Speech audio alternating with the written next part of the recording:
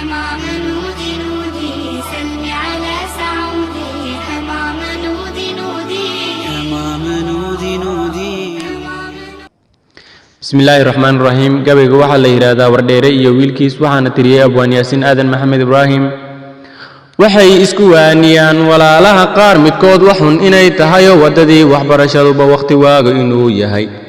weedaan waagaan wadaa waa weydiin iyo warcelin ayaan waayaha ka mid ah waalid iyo wiir baa isweydaarsaday weydiin.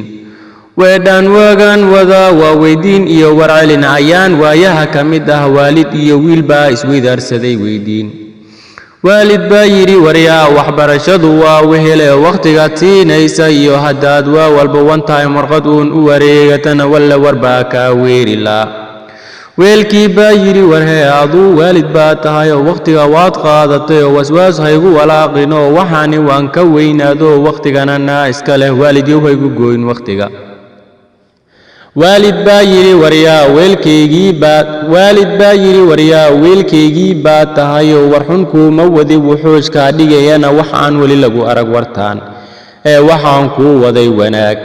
weelkii baa yiri warhee waxbarashadu waa weel aan wali lagu faa'iidin wixii lagu shuba sidood uga soo widwida.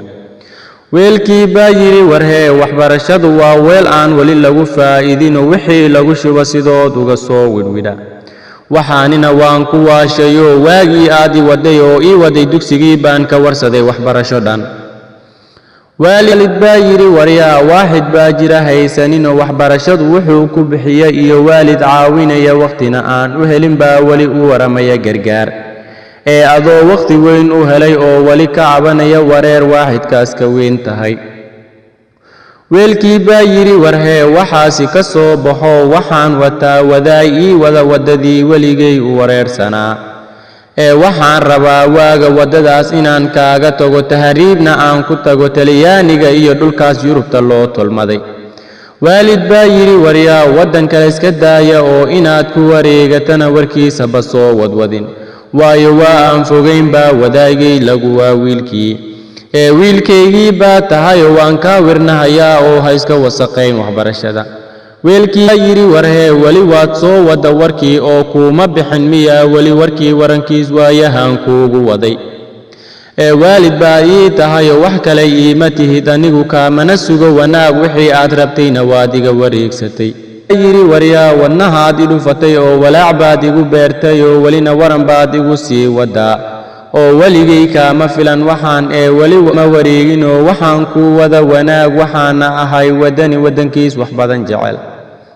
weelkii baa yiri warhee wanaagaad sheegaysa iyo waxaad wadanka u qabatiyo wadnahayga kuma jiro waxbarashada wadkeygii baa tahay oo iga wareeji oo waxaan ma jecliyo warkaas. waalid baa yiri waryaa ma waxaad soo wada wasqaan wiciladan wareegiyo kuwaan wadada yiiliyo wax walboo lagu riday habaar inay dhaayaha ka ridaan oo ay ka dhumiyaan dhaqan intaan caado lahayn.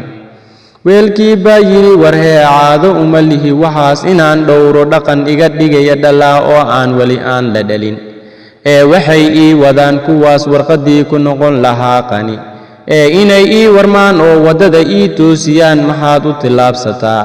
waalid baa yiri waryaa weynahan kuu tuugayaa taladan inaad qaadato oo u tiraa sidaan kuugu tolay. haddaad i weynayso oo iska dhigto sidii wasiir amraya askari wallaahi baan maro waxaan kuu weerayaa waaxid aan wax weydiin wadaay.